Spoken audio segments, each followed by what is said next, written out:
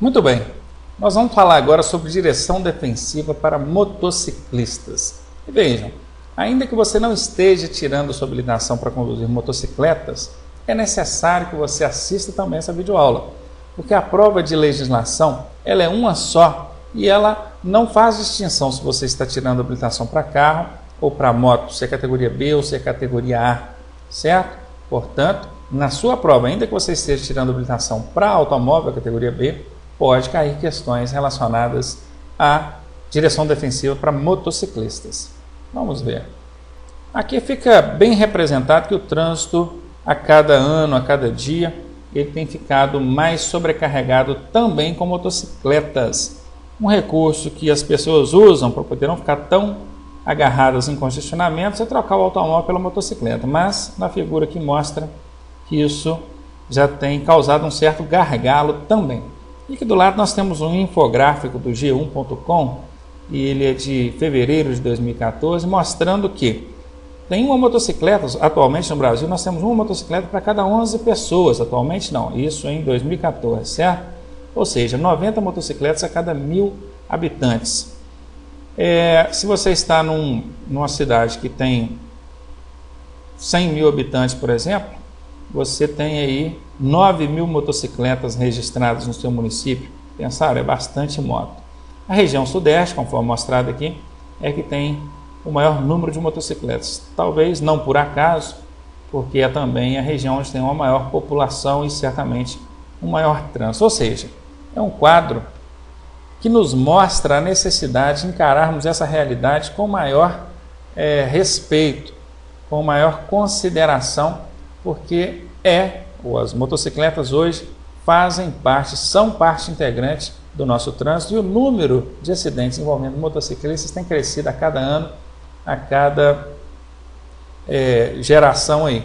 Inclusive o seguro DPVAT para motocicletas é um seguro tão caro, por quê? Porque os custos da seguradora ou das seguradoras em relação aos acidentados com motocicletas, eles são enormes. Muitos acidentes resultam em que? Aumento do valor cobrado aí pelo seguro DPVAT anual. Vamos ver quais são os fatores de riscos que envolvem aí a condução de motocicletas. Mudança constante de faixa. Realmente, os motociclistas têm esse hábito de fazer uma alternância constante entre as faixas.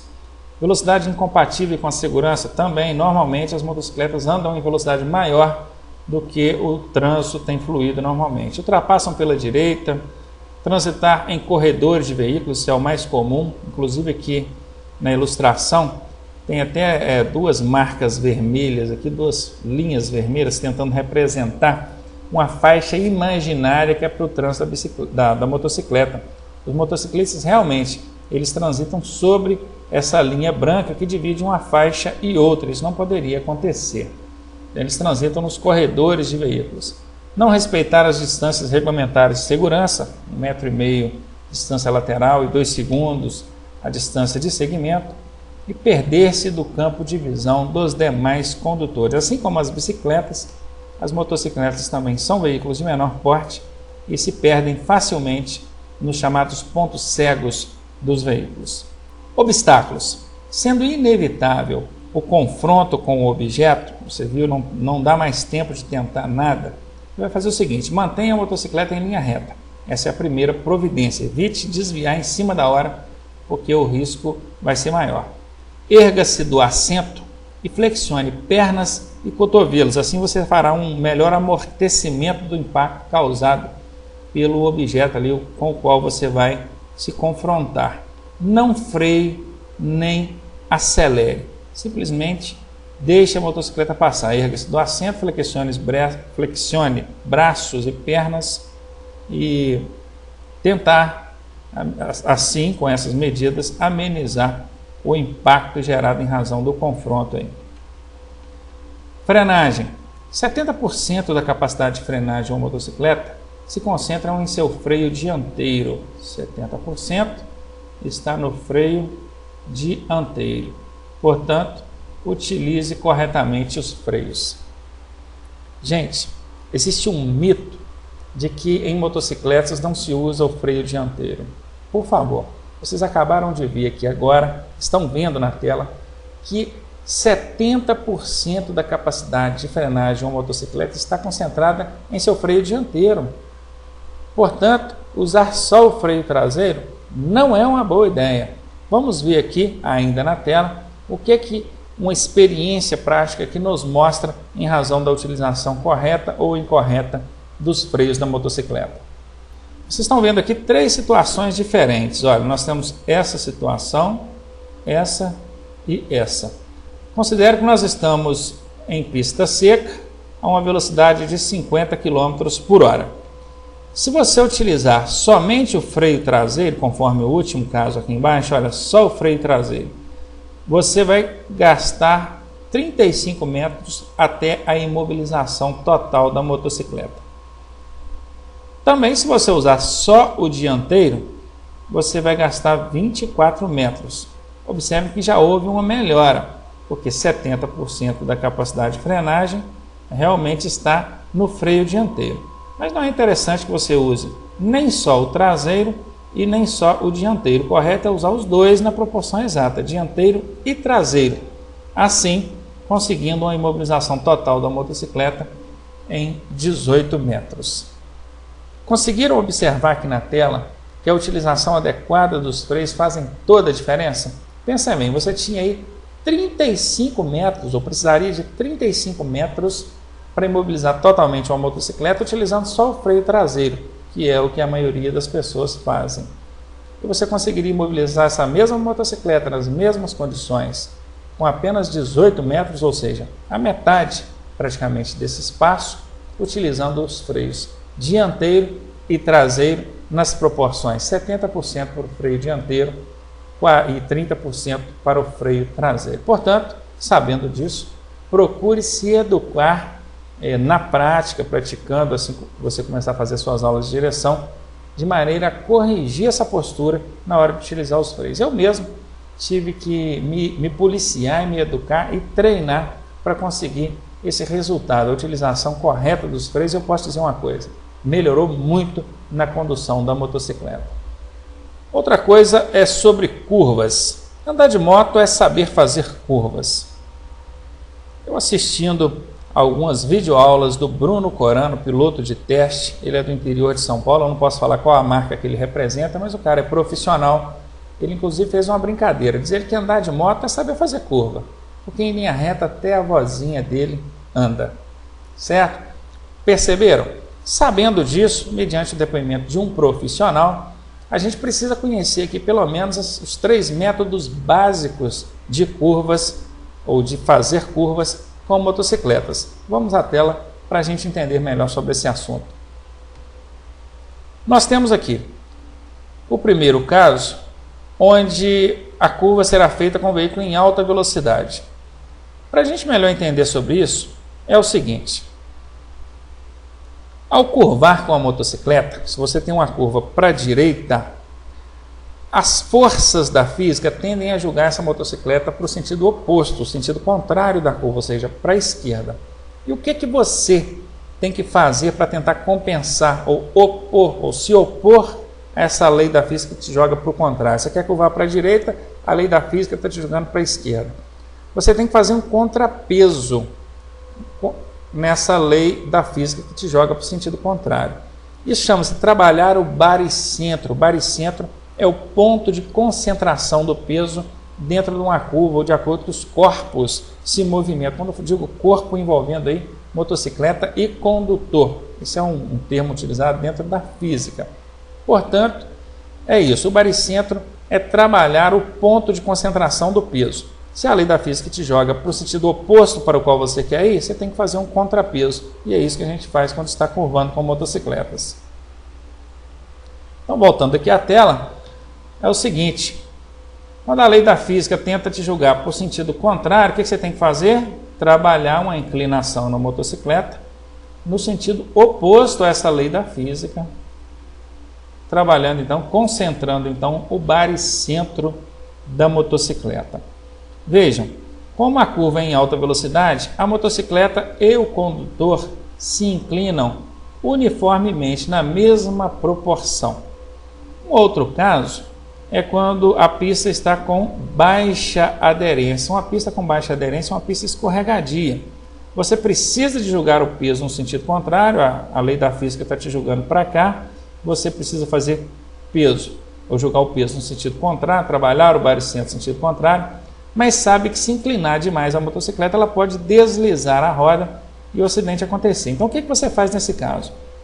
Tenta manter a motocicleta na posição mais vertical possível, enquanto você inclina somente o corpo. Assim, você terá um melhor contato das rodas da motocicleta com o pavimento, evitando então o deslizamento. E um terceiro caso é quando você precisa de desviar rapidamente de obstáculos. Aí já ocorre o contrário. O corpo fica na posição mais vertical possível, enquanto a motocicleta é inclinada. E é realmente assim, se você precisa desviar rapidamente, o corpo fica, a motocicleta vai. E com isso você consegue fazer um movimento brusco de desvio. Apresentados aí para vocês então as 3 formas básicas ou técnicas de curva. Espero que isso sirva para vocês na prática e também se cair alguma coisa a respeito na prova teórica, a prova escrita, vocês já estão por dentro aí desse assunto tão importante na condução, na pilotagem de motocicletas. Cruzamentos. Sempre reduzir a velocidade. Nós já até falamos sobre isso lá na parte que fala sobre automóveis. Sim, cruzamento, diminuir a velocidade sempre. Fique com os freios em posição de acionamento. Para quê? Para eliminar o tempo de reação. Nós vamos falar melhor sobre tempo de frenagem, reação, percepção daqui a pouco. Eu acredito que na próxima videoaula. E aqui, ao cruzar a pista, olhe primeiro para a esquerda. Também falamos disso lá na parte de direção defensiva para automóveis. Imagine, você está aqui com a sua motocicleta, seguindo nessa direção, e você quer seguir aqui, na direção que a seta vermelhinha aqui aponta. Você vai cruzar essa pista transversal e ao cruzar, ao transpor essa pista, quando você chega aqui, a faixa de trânsito que você atinge primeiro é a do veículo que vem da esquerda. Por isso você deve olhar primeiro para a esquerda, depois para a direita. Adversidades de clima. Esteja preparado para situações como chuva ou frio. Mantenha o capacete e viseira em bom estado de conservação e uso. Utilize vestuário adequado como botas, luvas, calças compridas e blusa comprida e reforçada. Andar de moto também consiste nisso, estar bem equipado. Conforme a ilustração do lado da tarja amarela mostra, vocês podem observar que o equipamento faz toda a diferença na hora de amenizar as lesões ou amenizar a gravidade de uma queda ou de um acidente. Portanto, sejam prudentes ao saber se equipar andando de motocicletas. Pilotando à noite. Certifique-se de que a motocicleta está com a parte elétrica, faróis e setas em condições adequadas de uso. Claro, observar aí os equipamentos, inclusive a parte elétrica. Diminua a velocidade, redobre a atenção. Obviamente, pilotando à noite, você terá, ou deverá pelo menos, é sugerível, que você conduza a motocicleta numa velocidade inferior àquela que você estaria pilotando se fosse durante o dia. Para diminuir o ofuscamento causado em razão de faróis que vêm em sentido contrário, você deve se orientar pela linha de bordo da pista. É isso mesmo. Nós já até falamos disso também lá na parte que tratou de direção defensiva para automóveis, que é o seguinte: o ofuscamento causado por faróis de veículos que vêm em sentido contrário, você, motociclista, deve evitá-lo se orientando pela linha de bordo da pista, a linha marginal da pista. Normalmente, a gente tende a se orientar pela linha central, mas nesse caso, se você se orientar pela linha central, você estará direcionando a sua visão para os faróis desse veículo que vem em sentido contrário, ofuscando as suas vistas. Certo? Por isso a necessidade de se orientar pelo bordo da pista. Se você o condutor do veículo, por favor, seja educado, cumpra com o seu dever, pois a norma diz que você deve abaixar os faróis ao cruzar com outros veículos. Respeite as motocicletas como um veículo, como ela é, correto? Eu, pilotando, já pude observar que mais da metade dos motoristas não abaixam os faróis para motociclistas.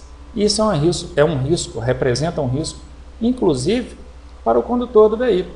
Porque se esse motociclista, de certa forma, se descontrolar, ele pode vir a colidir com o veículo, causando danos materiais, dependendo do acidente, até mesmo danos físicos para o condutor do veículo e os ocupantes desse veículo. Transporte de passageiros em motocicletas. Equipamentos obrigatórios de segurança, tem que usar. O passageiro também tem que usar. Aqui no exemplo nós temos uma garotinha sendo transportada na garupa da motocicleta sem os equipamentos de segurança, ela está sem capacete. Aqui não, aqui nós já temos um exemplo correto de como é que deve funcionar. O passageiro deve ser transportado em banco suplementar atrás do condutor ou em carro lateral, o famoso sidecar. Aqui também está bem representado. E orientar o passageiro de como ele deve se comportar nas curvas. Pois é, quem pilota moto sabe o que é o jogo do corpo ali, conforme nós vimos na explicação anterior, para fazer a curva, o controle do baricentro, a contraposição à lei da física, tentando te julgar em sentido contrário à curva. Você, como condutor, entende bem isso, sente bem isso e age de maneira a compensar esse problema. Mas o passageiro da motocicleta, na maioria das vezes, não sabe como se comportar nessa situação. E cabe a você, piloto, orientá-lo. E aqui, para finalizar essa parte que explica sobre direção defensiva para motociclistas, só reforçando algo que nós já falamos anteriormente. Não transporte menores de 7 anos, está aqui, menores de 7 anos, não, vou colocar assim, ou pessoas que não tenham condições de cuidar da sua própria segurança. Cuidado com o seguinte, transportar uma pessoa de 7 anos na garupa da motocicleta não é infração de trânsito, já falamos disso anteriormente, estou reforçando. É infração se essa pessoa tiver menos de 7 anos, é o menor de 7 anos. Fiquem atentos a isso aí. Com isso nós fechamos aqui essa parte de direção defensiva para motocicletas e já voltamos concluindo aí o nosso curso. Na próxima aula a gente já conclui esse treinamento sobre direção defensiva.